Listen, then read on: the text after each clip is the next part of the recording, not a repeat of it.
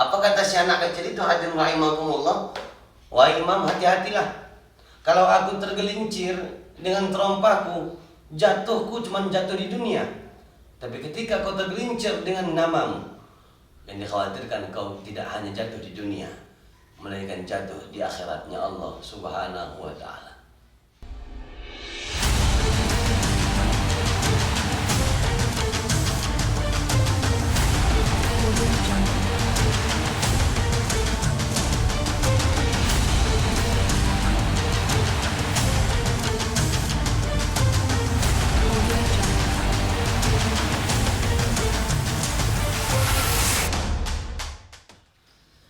Assalamualaikum warahmatullahi wabarakatuh.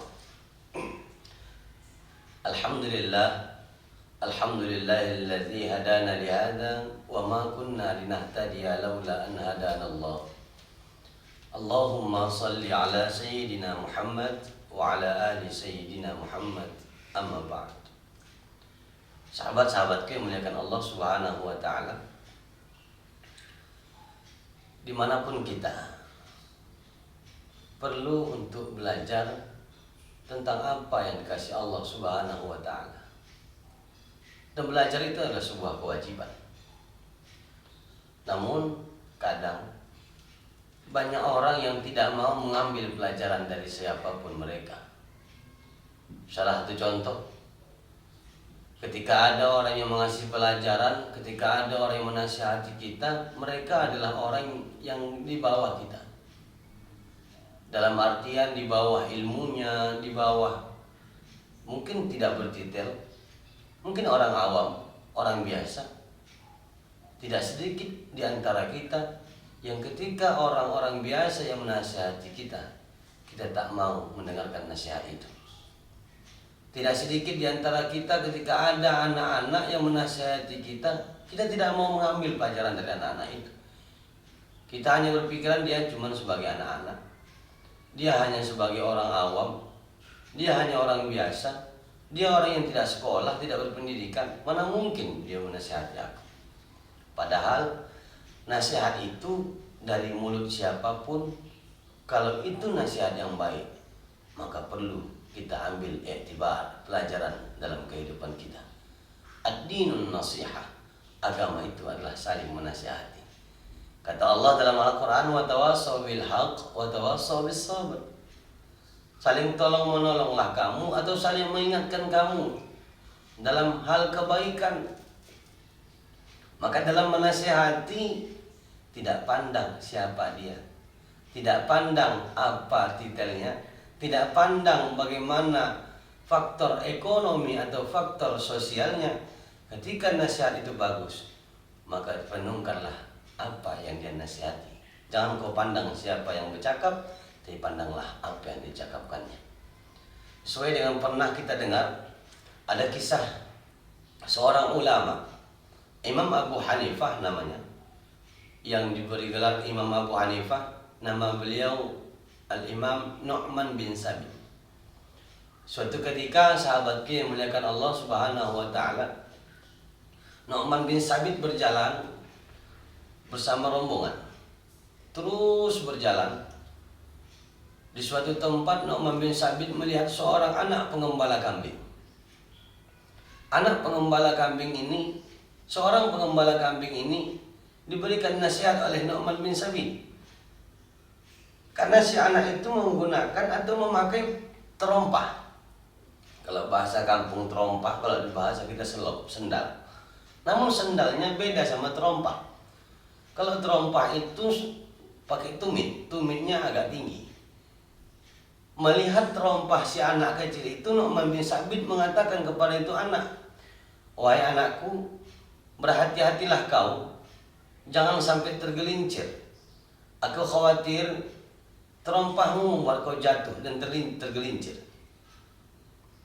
Kemudian si anak itu pun mengucapkan terima kasih kepada Nu'man bin Sabit. Terima kasih wahai saudaraku. Aku mau bertanya, bukankah kau wahai orang tua yang bernama Imam Abu Hanifah itu? Bukankah engkau yang diberi gelar seorang imam mujtahid? Bukankah engkau yang diberi gelar seorang imam besar yang ahli di bidang segala macam ilmu agama? Kata si anak. Dengan senyum Nu'man bin Sabit menjawab, benar, cuman itu julukan, itu gelar, bukan aku yang buat. Tapi yang membuat gelar itu, yang memberikan julukan itu, yang memberikan gelar dan julukan imam bagiku adalah masyarakat dan orang-orang sekitar. Aku tidak pernah mengiya-iyakan, aku tidak pernah mengagung-agungkan diriku. Namun karena orang menganggap aku sedemikian rupa, maka itulah yang dikenal orang, aku adalah seorang imam.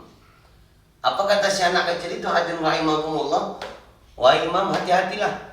Kalau aku tergelincir dengan terompahku, jatuhku cuma jatuh di dunia. Tapi ketika kau tergelincir dengan namamu, yang dikhawatirkan kau tidak hanya jatuh di dunia, melainkan jatuh di akhiratnya Allah Subhanahu wa ta'ala. Menangis Nu'man bin Sabit mendengar nasihat dari seorang anak kecil, seorang pengembala kambing. Dia menyadari betul bahwa ketika si anak kecil jatuh dengan terompahnya, itu cuma jatuh di dunia. Ketika mendengar nasihat dari si anak kecil ini, ketika apapun yang hari ini kita pegang, kita banggakan, kita dambakan, pangkat, jabatan, harta, nama, termasuk Nu'man bin Sabit mengatakan kalau dia jatuh hanya di dunia, tapi yang dikhawatirkan aku jatuh di akhiratnya Allah Subhanahu wa ta'ala. Sahabat-sahabat yang dimuliakan Allah, Nu'man bin Sabit seorang imam mujtahid, namun masih mau mendengar nasihat dari seorang anak kecil. Nasihat yang begitu dalam, nasihat yang begitu menyakitkan hatinya, bahkan mengiris hati Nu'man bin Sabit. Ini juga sebagai iktibar, pelajaran buat kita. Jangan terlalu mudah mengiya-iyakan, mengagung-agungkan diri, mengakui diri kita sebagai orang yang alim. Man qala alim fahuwa jahil. Siapa yang menganggap dirinya seorang alim, maka dialah orang yang paling bodoh. Seorang imam besar, Nu'man bin Sabit, masih menyadari dirinya bahwa dia takut kepada Allah.